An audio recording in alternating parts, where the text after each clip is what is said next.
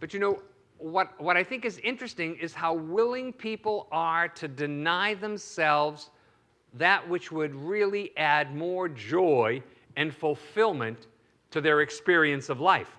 They're just really quick to deny that. You know, now I know this is going to sound really, really simple, but I have always heard that God is love. You know, and so if we would ask ourselves, you know, where does love, what direction does love point me in today? You know, where does love point you?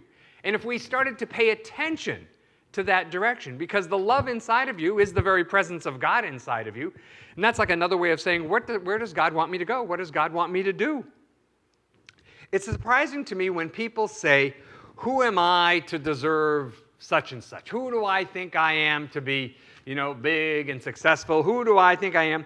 And then they deny themselves. You know, they deny themselves either with some spin of undeserving, or they deny themselves because they say they can't see how it possibly could happen, like how it could happen is actually any of their business, right? Now, how it could possibly happen is absolutely not your business, right?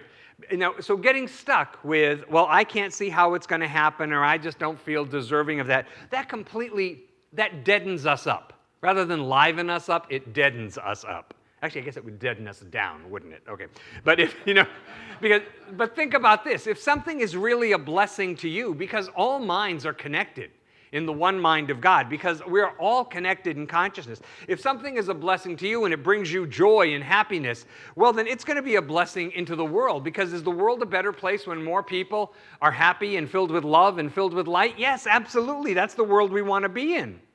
And so, you know, when we deny that, we limit ourselves and we limit other people as well, because we're all connected. You know, it's that much love and light and joy that does not get put into the world when we limit ourselves. So people will immediately say to me, well, but you know, I started down the path and you know, that door was not, that door didn't open for me, or maybe it cracked open a little bit, but then it was slammed shut in my face, you know, and I got hurt and I got disappointed. So here's the metaphysics of this, because metaphysics means beyond the physical. So where we have to look always in Science of Mind is inside, right? So that door that gets shut out here, that's just a reflection of a door in here.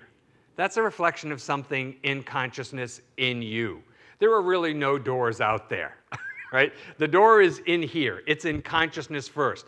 And so you and I, our job is to take seriously whatever it is that we hold dear. Whatever our dream is, whatever our vision is, whatever our goal is, our contribution to life, we have to hold that dear and take it very, very seriously.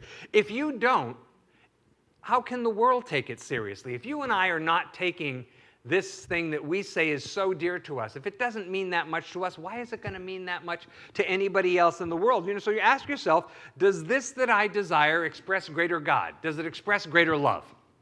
You know, and would it in some way be serving of other people? Then if the answer is yes, then I think those are really strong clues. It serves God or it serves love, and it would be beneficial in some way, it would serve other people. Those are really, really strong clues. Now, the Science of Mind teaches us again and again that God is unlimited.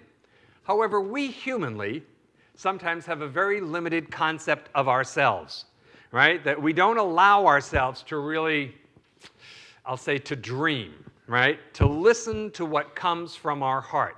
And so it's my belief that God speaks the language of the heart, not the language of the head.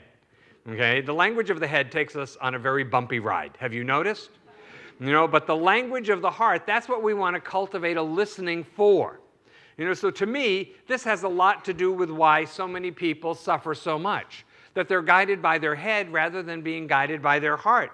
That we put God at the center of our life. This is just like saying that you're going to put you, that place of the highest and best that is within you, you're going to put that as the center of your life. The love within you is the center of your life.